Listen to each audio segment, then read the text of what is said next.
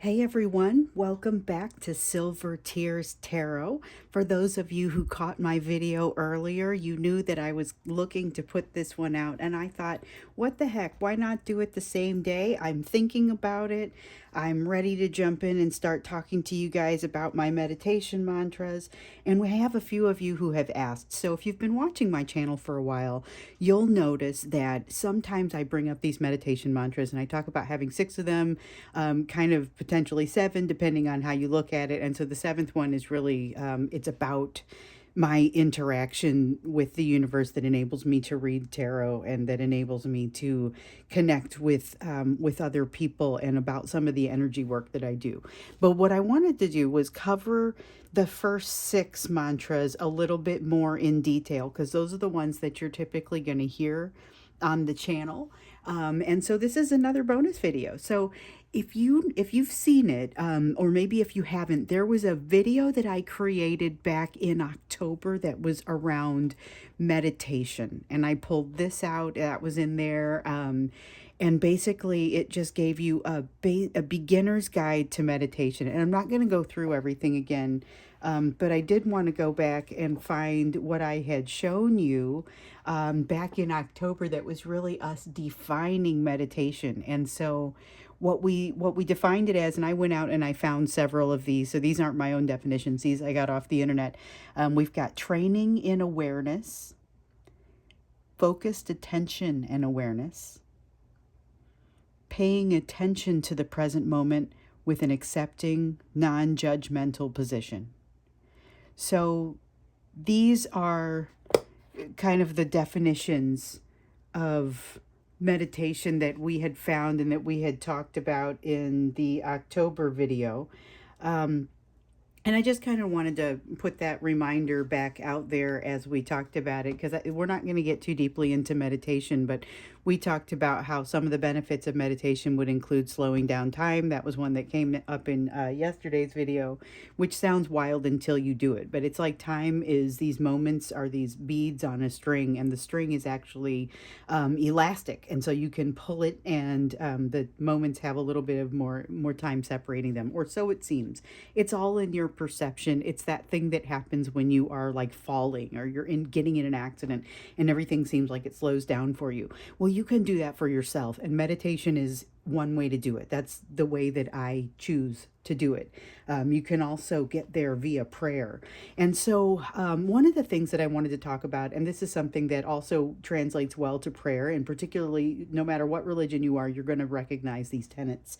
And so these are meditative mantras that I put together based on the needs that I had at the time, but I've really, this is kind of where I landed. So this is my personal mantras, but I am hoping that since they come up in the readings so often, that maybe I can share them with you, and you'll be able to benefit from some of them too, or at least some cool ideas. So jumping into those, I thought I would, since I'm a tarot reader, I thought I would jump in and get some tarot cards that I thought would help conceptually to get the concept of these mantras across. So by all means, the cards have additional meanings. The mantras can be taken other ways, but I just thought it would be neat to illustrate it with this. So I picked out a few here. Cards that would go with each mantra, 1 or 2 cards to go with each mantra. So the first one is about release, and you guys hear me talk about this one all the time. Oops, I've got them backwards. So it's the 4 of Pentacles. The 4 the 4 of Pentacles is all about release, and it's, when I say it to myself, I say that I'm releasing attachments, expectations, and assumptions about people, situations, and outcomes. And that is typically how I will say it on the channel. And a lot of times it's when this card comes up, because this is a card of you're holding on to something. There's something that needs to be released. In the reverse, it's a card of having made some release of these attachments. And so really, this is my favorite card to talk about this. Not that it won't come up with other cards, but it's my favorite one to talk about this. And it's really the release of attachments and everything. I will put these mantras in these words down below the video so that if you want, you can come back and get them without having to go through the video all over again. I'm also going to put the link to that October video down there so that you can find that. Okay, so the next one is about forgiveness. And so for forgiveness, I grabbed a couple of cards. We have the Judgment card and the Ace of Swords. Judgment is about looking at the big picture. Ace of Swords is about truth, real truth, inescapable truth. And so these are the ones that I picked out for forgiveness, and I'll explain why. So the way that I say the mantra to myself is that I forgive myself for my role in pain. I forgive others for their role in my pain. I accept that they and I were exactly the people that they were at the time that they did what they did. They are the person they are now. I don't have to love what they did or what I did, but I will accept and forgive. And so this is really about looking at the big picture of everything that happened, taking it in and saying, I accept what's happening. I accept that these people, including myself, are the people, that's the truth piece, are the people that we are or were at that time. And so that's really around forgiveness. The third mantra is around gratitude. I'm grateful for my life that I've been given, for the experiences, for the lessons I've learned, for everyone who has surrounded me on this ride. You know, this is people, animals. Then there are those non-corporeal beings that are there, the spirit guides. Thanks for being there, for sharing this ride, whether it's a stranger in the store or not, whether I've been acquainted with them or not. So I use the Ten of Pentacles for this one because this one really is about plenty and abundance and a gratitude and a recognition of that abundance. But yes, abundance, gratitude for that abundance. And this is even going to be gratitude for lessons that were no fun or moments that I didn't enjoy, because I accept the whole path.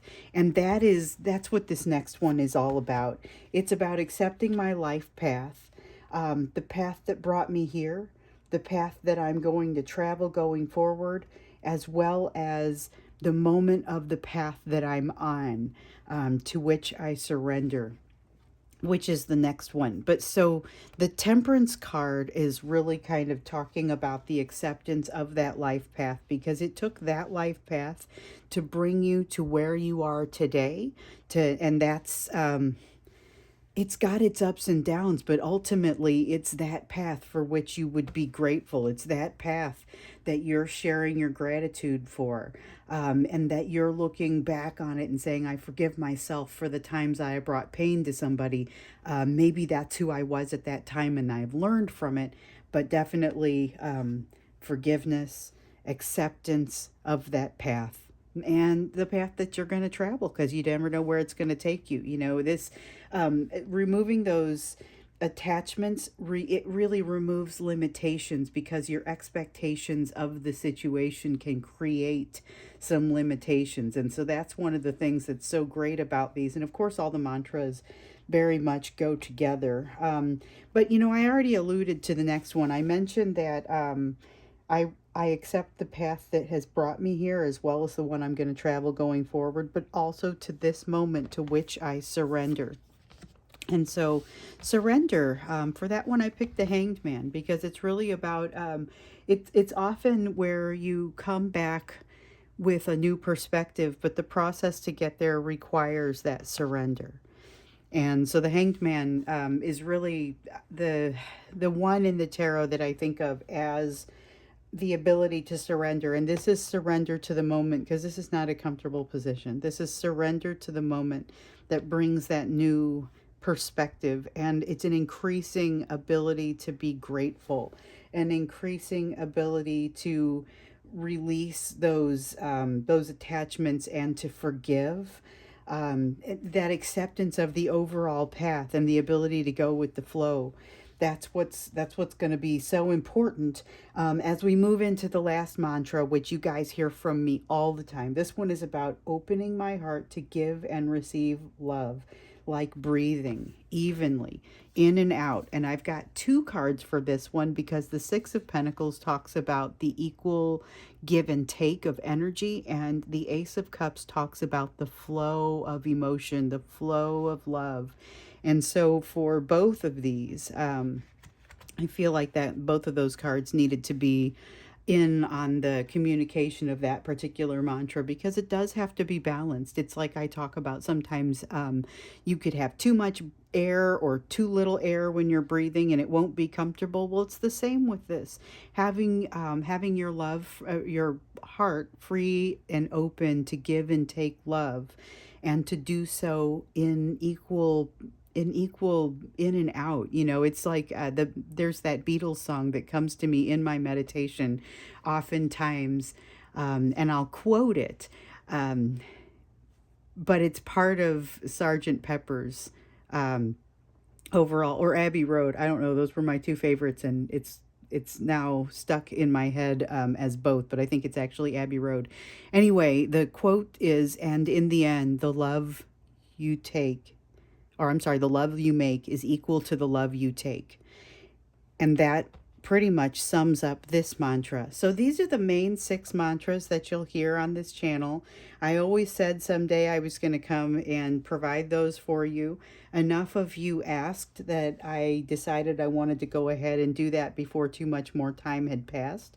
I'll put this in the bonus videos, and like I said, I'll put the meditation video down there as well, because that's one of those things. I try to get this in every day, even though sometimes I meditate more than once per day. So usually my pattern is I meditate for about 20 minutes in the morning, and then if, when the going gets tough, I'll jump in every couple hours that I'm awake, but usually 20 minutes in the morning, and then if I can get a few minutes around lunchtime, I will close the door to my office and take a few minutes to just kind of reground in all of these things.